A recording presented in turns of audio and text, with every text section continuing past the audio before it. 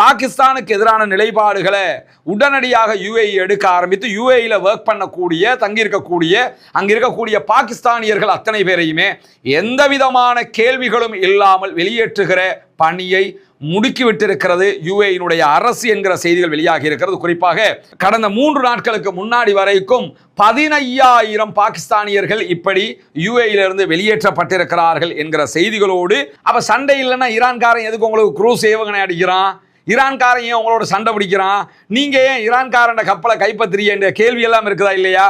ஆனா இதெல்லாம் மறந்துவிட்டு இப்படியான ஒரு விளக்கத்தை அவர் சொல்லி இருக்கிறாரு. இதே நேரத்தில் ஹொர்முஸ் வழியாக பயணிப்பதற்கு கப்பல்களுக்கு ஒரு புதிய பாதையை அறிவித்திருக்கிறோம் என்று அமெரிக்காவினுடைய கூட்டுப்படைகள் அறிவித்திருக்கிறார்கள். ஓமானுடைய கடல் எல்லையால போகக்கூடிய ஒரு கடல் பாதையாக இருக்கிறது. குறிப்பாக ஓமான் கடற்கரைக்கு அருகில ரஷ்யாட்ட ஓன் நாட்டில் 20% இழந்து போட்டு இங்க வந்து உங்களை நாங்க பாதுகாப்போம். ஆமா, நீங்க எங்களை பாதுகாப்பிய வாங்க ஒப்பந்தம், எவனாவது வந்து எங்களை பாதுகாத்துக்க, ஏன்னா எங்களுக்கு துப்பில்ல.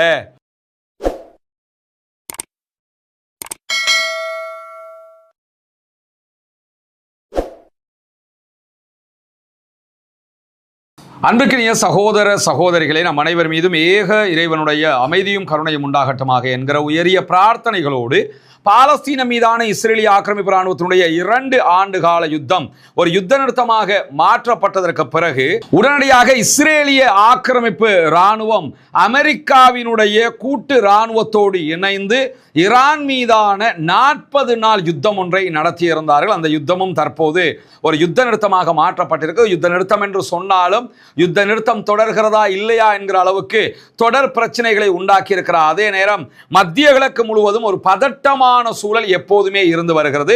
அரபு நாடுகளிலிருந்து அமெரிக்காவுடைய தளங்களை எல்லாம் அடித்து நொறுக்கி இருக்கிறது ஈரான். அதைத் தொடர்ந்து கடந்த 2 நாட்களாக மீண்டும் யுஏஇ மேல அவங்க தாக்குதல் நடத்துறாங்க. இன்றைக்கும் தாக்குதல்கள் நடத்தி இருக்கிறார்கள். சற்று நேரத்துக்கு முன்பதாகவும் யுஏஇ மேல ஈரான் தாக்குதல்களை நடத்தி இருக்கிறது. இந்த சூழல்ல அடுத்தடுத்து நடக்கக்கூடிய விவகாரங்கள் எல்லாம் ரொம்ப பதட்டமான ஒரு நிலையை உண்டாக்கி இருப்பதை நம்ம பார்க்க முடியும். குறிப்பாக யுஏஇக்கும் மத்திய கிழக்கில் இருக்கக்கூடிய கல்ஃப் கண்ட்ரீஸுக்கும் இடையில ஒரு பாரிய இடைவெளி உருவாகிவிட்டது.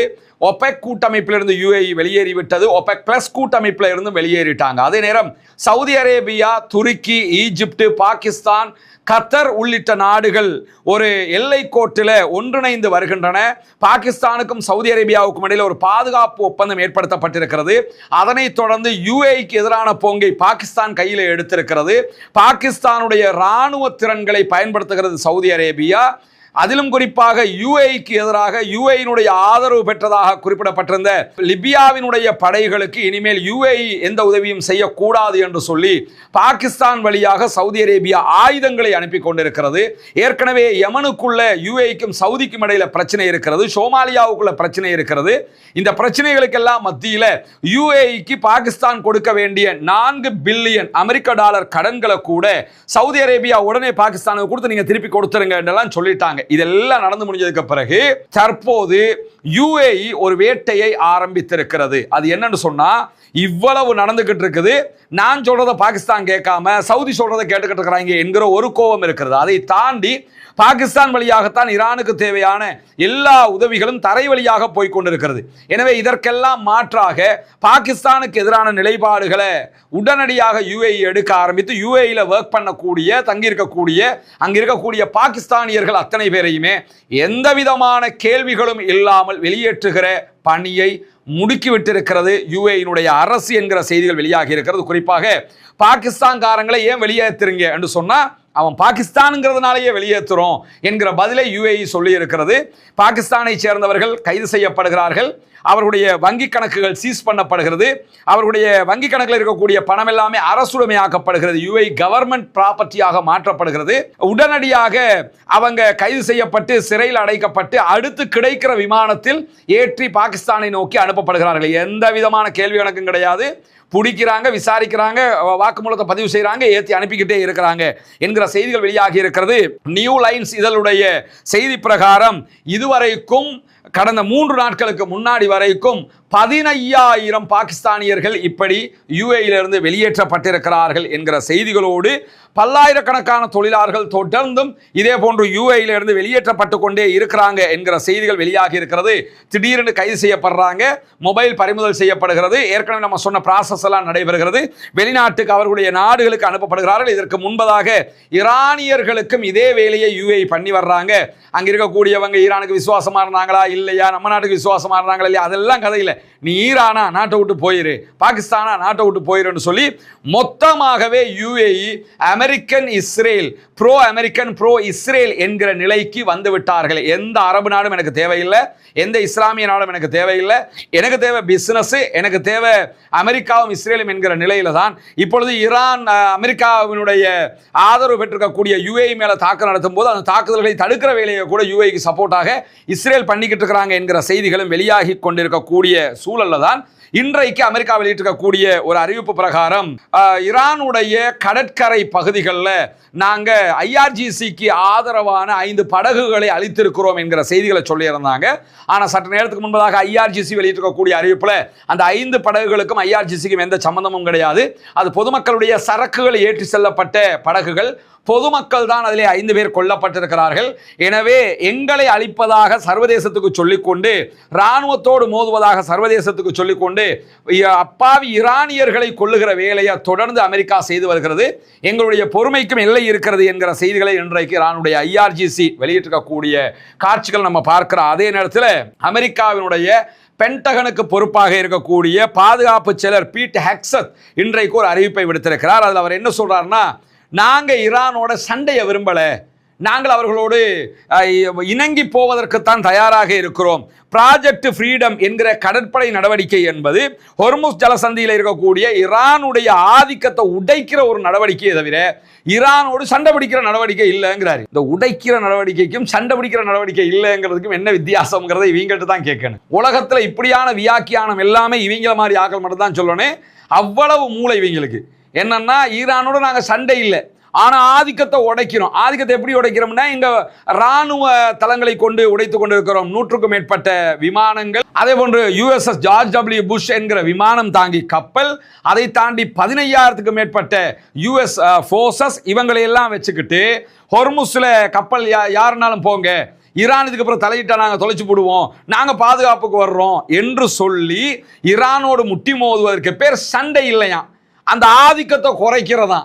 அப்ப சண்டை இல்லைன்னா ஈரான்காரன் எதுக்கு உங்களுக்கு குரூஸ் ஏவுகணை அடிக்கிறான், ஈரான்காரன் ஏன் உங்களோட சண்டை பிடிக்கிறான், நீங்க ஏன் ஈரான்காரன் கப்பலை கைப்பற்றுறீங்க என்ற கேள்வி எல்லாம் இருக்குதா இல்லையா? ஆனா இதெல்லாம் மறந்துவிட்டு இப்படியான ஒரு விளக்கத்தை அவர் சொல்லி இருக்கிறாரு. இதே நேரத்தில் ஹொர்முஸ் வழியாக பயணிப்பதற்கு கப்பல்களுக்கு ஒரு புதிய பாதையை அறிவித்திருக்கிறோம் என்று அமெரிக்காவினுடைய கூட்டுப்படைகள் அறிவித்திருக்கிறார்கள். ஓமானுடைய கடல் எல்லையால போகக்கூடிய ஒரு கடல் பாதையாக இருக்கிறது. குறிப்பாக ஓமான் கடற்கரைக்கு அருகில இந்த கடற்பாதை என்பது முசந்தம், அதே போன்று அல் ஹைல் ஆகிய 2 தீவுகளுக்கு அருகில தான் இந்த பகுதி அமைந்திருக்கு. இந்த வழியாக எல்லா கப்பலும் போங்க அப்படின்னு சொல்லி இருக்கிறாங்க. இன்றைக்கு ஐஆர்ஜிசி வெளியிட்டிருக்கக்கூடிய அறிவிப்புல அமெரிக்காவோட பேச்சை கேட்டு போனீங்கன்னா, எங்க கிட்ட தப்பினாலும் கடல்கிட்ட நீங்க தப்ப முடியாது அப்படின்னு சொல்லியிருக்கிறாங்க. அது ஏன் சொல்றாங்கன்னு கேட்டா, அந்த கடல் பகுதி பாறைகள் நிறைந்தது, அதே மாதிரி ஆழமே இல்லாதது. கப்பல் போகணும்னா ஆழமா இருக்காது, பெரிய எண்ணெய் டேங்கர் எல்லாம் போகணும்னா ரொம்ப ஆழமாக இருக்கணும். ஹொர்முஸ்ல 53 கிலோமீட்டர் அகலம் கொண்ட பகுதிகள் தான் ஆழமான பகுதிகள். மற்ற எல்லாமே கப்பல் பயணிக்க முடியாத பகுதிகள். பயணிக்க முடியும்னா இதுக்கு முன்னுக்கே பயணிச்சிருப்பானே. எனவே அந்த பகுதி பாறைகள் நிறைந்தது, ஆழம் இல்லாதது, ஆபத்தானது, போய் மாட்டிக்கிறாது என்று சொல்லியிருந்தாங்க. சொல்லு பேச்சு கேட்காம போன 2 கப்பல், பாரிய எண்ணெய் டேங்கர் கப்பல் 2 அந்த பகுதிகளிலே சிக்கி சீரழிந்து கொண்டு இருக்கிறது என்று இன்றைக்கு ஈரானுடைய ஃபார்ஸ் நியூஸ் ஏஜென்சி செய்தி வெளியிட்டிருக்கிறது. எனவே இதே மாதிரி நீங்க யாரெல்லாம் போய் மாட்டிக்கிறேன்னு நினைக்கிறீங்களோ அவங்கெல்லாம் அதில் போங்க. மாட்டிக்காம இருக்கணும்னா எங்க பேச்சு கேட்டு கடல்லே நில்லுங்க. அமெரிக்கா சரண்டர் ஆனான்னு சொன்னா, அமெரிக்கா நாங்கள் சொல்றதை கேட்டான்னு சொன்னா நாங்களே திறந்து விட்டுருவோம், பத்திரமா போய்க்கிறலாம் அப்படின்னு சொல்லி இன்றைக்கு அறிவிச்சிருக்காங்க. அதை மீறி நேற்று ஹொர்முஸ் வழியாகவே போக போன யுஏஇ கப்பலுக்கு தான் அட்டாக் பண்ணாங்க. அதே மாதிரி தென் கொரியாவினுடைய கப்பல் மேலேயும் அட்டாக் பண்ணியிருந்தாங்க என்கிற செய்திகளை நம்ம சொல்லியிருந்தோம். இந்த நிலையில தான் மீண்டும் அரபு நாட்டுக்காரங்களை மண்டையில மிளகா அரைக்கிறதுக்காக உக்ரைனுடைய அதிபர் இன்னைக்கு பஹ்ரைனுக்கு வந்திருக்காரு. சவுதிக்கு போனாரு, துபாய்க்கு போனாரு, கத்தருக்கு போனாரு, இப்ப பஹ்ரைனுக்கு வந்திருக்கிறாரு. அடுத்து குவைத்துக்கு போவாரு. என்னன்னா பேக தூக்கிட்டு வந்துடுவார், நான் வியாபாரம் பண்ண வந்திருக்கிறேன், நாங்கள் ட்ரோன்களை எல்லாம் தடுத்து நிறுத்துறதுல நாங்கள் தான் ஸ்பெஷலிஸ்ட் உலகத்திலேயே, உங்களுக்கு ஈரான் அடிக்கிறதெல்லாம் நாங்கள் தடுத்து நிறுத்துறதுக்கு நாங்கள் ரெடியாக இருக்கிறோம், எங்களோட ஒரு ஒப்பந்தம் பண்ணிக்கிறோங்க, மாதம் எங்களுக்கு காசு தந்துக்கிறோங்க, நாங்கள் உங்களை வந்து பாதுகாப்போம். இதைத்தானடா அமெரிக்காக்காரன் சொன்னான். எங்களை விட்டா உலகத்தில் எந்த இராணுவ வல்லமையும் கிடையாதுன்னு அதே அரபு நாட்டுக்காரன மண்டல மிளகாவை அரைச்சி அரைச்சி அரைச்சி இத்தனை வருஷமாக அவன்கிட்ட இருந்து காசை பிடிங்கிட்டு. அன்பிற்கினிய சகோதர சகோதரிகளே, கூட்டு குர்பான் திட்டம் கடந்த ஆண்டை போன்று இந்த ஆண்டும் செயல்படுத்துவதற்கான அறிவிப்பாகத்தான் இந்த செய்தியை உங்ககிட்ட நாங்கள் சொல்ல இருக்கிறோம். கடந்த ஆண்டும் நம்ம நபிகள் நாயகம் ஸல்லல்லாஹு அலைஹி வஸல்லம் அவர்களுடைய வழிகாட்டுதல் பிரகாரம், திருமறை குர்ஆனுடைய வழிமுறைகள் பிரகாரம் கூட்டு குர்பான் திட்டத்தில் குர்பானி பங்குகளை இணைத்து ஏழை எளிய மக்களுக்கு அதனுடைய பலனை கொண்டு போய் சேர்க்கிற பணியை செய்திருந்தது உங்களுக்கு எல்லாம் தெரியும். அந்த அடிப்படையில் இம்முறையும் அதே போன்று கூட்டு குர்பானி திட்டம் நடைமுறைப்படுத்தப்பட இருக்கிறது. இப்னு அப்பாஸ் ரலியல்லாஹு அன்ஹு அவர்கள் அறிவிக்கக்கூடிய ஆதாரபூர்வமான நபிமொழி திர்மிதி, இப்னு மாஜா உள்ளிட்ட பல நபிமொழி கிரந்தங்களிலே பதிவு செய்யப்பட்டிருக்கிறது. ஹஜ்ஜு பெருநாளுடைய நாள் வந்தது. நபிகள் நாயகம் ஸல்லல்லாஹு அலைஹி வஸல்லம் அவர்களோடு நாங்கள் ஒரு பயணத்திலே இருந்தபோது மாட்டிலே 7 பேரும் ஒரு ஒட்டகத்தில் 10 பேர் வீதமும் நாங்கள் கூட்டு குர்பானியில் ஒன்றிணைந்தோம் என்று சொல்லுகிறார்கள். எனவே கூட்டு குர்பானில் நம்ம இங்கே ஒட்டகம் கிடையாது ஸ்ரீலங்காவில். ஒரு மாடு தனியாக நீங்கள் வாங்கி குர்பானி கொடுக்கணும்னு நினச்சிங்கன்னா அதற்கான தொகை 3 லட்சங்கள் என்று நிர்ணயிக்கப்பட்டிருக்கிறது. இதே நேரத்தில் ஒரு பங்காக கொடுக்கணும்னு விரும்பினீங்க என்று சொல்லி சொன்னால் 7 பேர் இணைந்து ஒரு பங்கு என்கிற விதத்தில் ஒரு பங்கினுடைய விலை 43,000 இலங்கை ரூபாய்கள் என்று நிர்ணயிக்கப்பட்டிருக்கிறது. ஏழை எளிய மக்களுக்கு இதனுடைய பலன்கள் போய் சேரும் விதமாக இந்த கூட்டு குர்பானியுடைய திட்டத்திலே இணைய விரும்புகிற சகோதரர்கள் முன்னால் தெரிகிற நம்முடைய வங்கி கணக்கிலக்கத்திற்கு உங்களுடைய குர்பானுடைய பங்குகளுக்கான பணத்தொகைகளை அனுப்பி வைக்க முடியும். வெளிநாடுகளிலிருந்து இணைய விரும்புகிற சகோதரர்கள் இதற்கான பணத்தை அனுப்ப முடியாது எனும் பட்சத்தில் முன்னால் தெரிகிற என்னுடைய வாட்ஸ்அப் இலக்கத்திற்கு நீங்கள் தொடர்பு கொண்டீங்கன்னா எப்படி நீங்கள் பணம் அனுப்புவது என்கிற விவரங்கள் நம்ம உங்களுக்கு சொல்வதற்கு தயாராக இருக்கிறோம். எனவே கூட்டு குர்பானி திட்டத்திலே நபி வழி பிரகாரம் ஒன்றிணைந்து நாளை மறுமையிலே அதிகமான நன்மைகளை பெற்று ஜன்னத்துல் ஃபிர்தௌஸை அடையக்கூடிய பாக்கியத்தை வல்ல இறைவன் நம் அனைவருக்கும் தந்தர் புரிவானார். இப்போ உலகத்துக்கே விளங்கிடுச்சு, அரபு நாட்டுக்காரங்களை இவனால் காப்பாற்ற முடியலை, ஈரான் அடிச்ச அடியில் எல்லாம் சின்ன பின்னமாக போயிடுச்சு.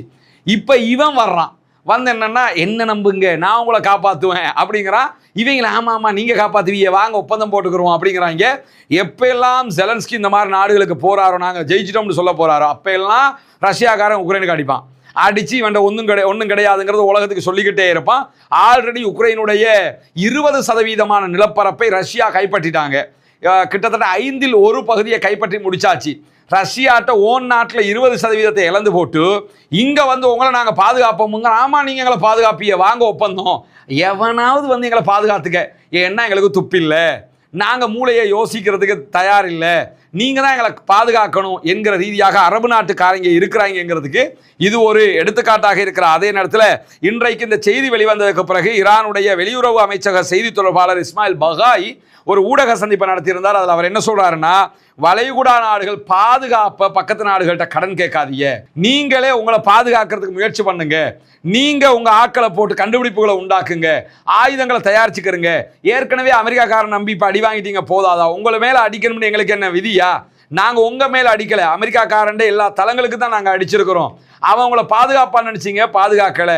எனவே இன்னும் பாதுகாப்பை கடன் வாங்குறதை விட்டுவிட்டு தொடர்ந்து நீங்கள் அதை உற்பத்தி பண்ணுவதற்குரிய ஏற்பாடுகளை செய்யுங்க, இவங்களை நம்பாதீங்க என்று சொல்லி ஈரான் இன்றைக்கு விடுத்திருக்கக்கூடிய அறிவிப்புகளை பார்க்க முடிகிற அதே நேரத்தில் ஐக்கிய அரபு அமீரகம் UAE மேலே இன்றைக்கும் கிட்டத்தட்ட 6 PM பிறகு தாக்குதல்களை நடத்தி இருக்கிறது ஈரான் என்கிற செய்திகள் வெளியாகி இருக்கிறது. ஈரானுடைய ஏவுகணை தாக்குதல்களும் ஆளில்லா விமான தாக்குதல்களும் தொடர்கிறது. அதை தடுக்கிற முயற்சிகளில் நாங்கள் ஈடுபட்டு வருகிறோம் என்று UAE இன்றைக்கு அறிவிப்பு விடுத்திருக்கிற அதே நேரம் வலம மாதிரி இன்றைக்கும் அமெரிக்க அதிபர் டொனால்ட் ட்ரம்ப் புழுகு மூட்டையை அவிழ்த்து விட்டுருக்கிறாரு, உளறி கொட்டி இருக்கிறாரு. என்ன வார்த்தையில சொன்னாலும் தகும், அந்த அளவுக்கு இவரை மாதிரி பொய்யுண்டே தெரிஞ்சுக்கிட்டு சிரிக்காம பொய் சொல்றதுக்கு வேற யாருமே கிடையாதுங்கிற அளவுக்கு பொய் சொல்லக்கூடிய ஒரு ஆளு. அது மாதிரி இன்னைக்கு என்ன செஞ்சிருக்காருன்னா, ஈரானுடைய ராணுவத்தை நாங்க மொத்தமாக அழிச்சிட்டோம். ஈரான் ராணுவத்தை அழிச்சிங்கன்னா எதுக்கு பேச்சுவார்த்தைன்னு கெஞ்சிரிய, எதுக்கு ஹொர்முஸை திறந்து விடுங்கடான்னு சொல்றிய, எதுக்குண்டு ஆகணும்ல, நீங்க தான் அழிச்சிட்டியல்ல, நீங்க தான் ஜெயிச்சிட்டியல்ல. எங்கேயும் பெறாத வெற்றியை நாங்கள் ஈரானில் பெற்றிருக்கிறோம் என்று வாஷிங்டன்ல அவருடைய ஓவல் அலுவலகத்தில் நடந்த நிகழ்வில் அவர் பேசும்போது, ஈரானுக்கு மோசமான தோல்வியை கொடுத்திருக்கிறோம், அவங்க கிட்ட இப்பொழுது அந்த போட்டில் முன்னுக்கு வச்சுக்கிட்டு போகிற இயந்திர துப்பாக்கிகளை கொண்ட போட்டுகளை தவிர எதுவுமே கிடையாது, எல்லாத்தையுமே நாங்கள் அழிச்சிட்டோம்னு சொல்லிட்டு அவர்களுடைய கப்பல்கள் எல்லாம் கடலுக்கு கீழே இருக்கிறது அப்படிங்கிறாரு. போன வாரம் தான் அமெரிக்காவுடைய ஒரு கப்பலை பிளாக் பண்ணி க்ரூஸ் ஏவுகணையை ஏவுறான் கடலுக்குள்ளே வச்சுக்கிட்டு. அப்போ அது எதில் இருந்து அதனை விளையாட்டு வச்சா பொருள். அப்போ என்னன்னா அவ்வளவு பொய்யை இன்னைக்கும் அவருக்கே தெரியும், இது பொய் தான் தெரியும், கேட்குறவங்களுக்கும் தெரியும் பொய்ன்னு. நம்ம சொல்றது பொய், கேட்குற அத்தனை பேருக்கு நம்ம பொய் தான் சொல்றோம்னு தெரியும், ஆனால் பொய்யை சொல்லுவோம்னு சொல்லுவாப்புல. அந்த மாதிரி ஒரு பொய்யாக இதையும் கடந்து போக வேண்டியிருக்கிற அதே நேரத்தில் இன்றைக்கு லெபனானுடைய பகுதிகளை நோக்கி அப்பாவி பொதுமக்கள் மேலே இஸ்ரேலிய ஆக்கிரமிப்பு ராணுவம் நடத்தி வரக்கூடிய தாக்குதல்களுக்கு எதிராக ஹெஸ்புல்லாக்கள் பயங்கரமான தாக்குதல்களை நடத்தி இருக்கிறார்கள். குறிப்பாக இஸ்ரேலுடைய ஹெலிகாப்டர்கள் மீதும் படகுகள் மீதும் டாங்கிகள் மீதும் இன்றைக்கு தாக்குதல்களை நடத்தி இருக்கக்கூடிய ஹெஸ்புல்லாக்களுடைய படைப்பிரிவு இஸ்ரேலிய படைகள் கூடுமிடங்களை எல்லாம் குறிவைத்து தாக்கியிருக்கிறார்கள். ரபுத் என்கிற தளத்தில் புதிதாக நிறுவப்பட்ட இஸ்ரேலுடைய பீரங்கி நிலைகள் மேலே தாக்குதல் நடத்தி இருக்கிறாங்க. ட்ரோன்கள் கூட்டத்தையே பயன்படுத்தி இந்த தாக்குதல்கள் நடத்தப்பட்டிருக்கிறது. அதே போன்று ராக்கெட் தளங்கள், பீரங்கி தளங்கள் அனைத்தின் மீதும் அவர்கள் இன்றைக்கு பீரங்கி குண்டு தாக்குதல்களை நடத்தி இருக்கிறார். அதே நேரத்தில் மெர்காவா டேங்குகள் 3 இன்றைக்கு அளித்திருக்கிறார்கள். தெற்கு லெபனானுக்குள்ளே இயங்கி வந்த 2 மெர்காவா டேங்குகள் அல் கௌசா என்கிற நகரத்தில் இருந்த 3வது மெர்காவா டேங்கை அளித்திருக்கிறார். அதே நேரம் D9 வகையான இஸ்ரேலிய ஆக்கிரமிப்பு ராணுவத்தினுடைய புல்டோசர்கள் 2ஐயும் அளித்திருக்கிறதாக செய்திகளை இன்றைக்கு ஹிஸ்புல்லாக்கள் வெளியிட்டிருக்கிறார். அது தொடர்பான வீடியோக்களையும் அவங்க வெளியிட்டிருக்கிறத நீங்க பார்க்க முடியும். அந்த வீடியோக்கள் இருந்து எடுக்கப்பட்ட ஸ்னாப்ஷாட் தான் இது. இதுல நீங்க பார்த்தீங்கன்னு சொல்லி சொன்னா அவர்களுடைய ராணுவ டேங்குகள் நிற்கக்கூடிய காட்சிகளை நீங்க பார்க்க முடியும். அதற்கு ஆளில்லா விமானங்கள் மூலமாக அடித்து அழிப்பார்கள். அந்த வீடியோக்களை அவங்க வெளியிட்டிருக்கிறாங்க. நம்முடைய டெலிகிராம் சேனல் அந்த வீடியோ போட்டுறோம், அதில் நீங்க பார்த்துக்கொள்ள முடியும். அதே நேரத்தில் இந்த புகைப்படத்தில் பார்த்தீங்கன்னு சொல்லிச்சுன்னா 3 இஸ்ரேலிய ஆக்கிரமிப்பு ராணுவத்தைச் சேர்ந்தவர்கள் போகிற காட்சியை காண முடியும். இவர்களையும் அவர்கள் தாக்கி அளிக்கக்கூடிய காட்சிகளை வெளியிட்டிருக்கிறார்கள். இப்படி இன்றைக்கும் பல தாக்குதல்களை ஹெஸ்புல்லாக்களும் நடத்தியிருக்கிற அதே நேரம் தான் இந்த செய்திகள் எல்லாம் வெளியாக இருக்கிறது. தொடர்ந்து இணைந்திருங்கள். ரஸ்மின் மேசி நியூஸ் மற்றும் ரஸ்மின் டாக்ஸ் ஆகிய 2 சேனல்களோடு உண்மை செய்திகளை உங்களுக்கு கொண்டு வந்து தருவதற்கு தயாராக இருக்கிறோம். ஆக்கிரமிப்புகள் ஓய வேண்டும், ஆக்கிரமிப்பாளர்கள் ஓய வேண்டும் என்கிற பிரார்த்தனை அல்லாஹ்விடத்திலே முன்வைக்கிற அதே நேரம் மத்திய கிழக்கிலும் முழு பூ உலகிலும் அமைதி திரும்ப வேண்டும் என்கிற பிரார்த்தனைகளோடு ஆக்கிரமிப்பாளர்களுக்கு எதிராக தொடர்ந்தும் ஜனநாயக ரீதியாக குரல் எழுப்புவோமாக. வாஹர் தவ்வானா அல்ஹம்துலில்லாஹி ரப்பில் ஆலமீன்.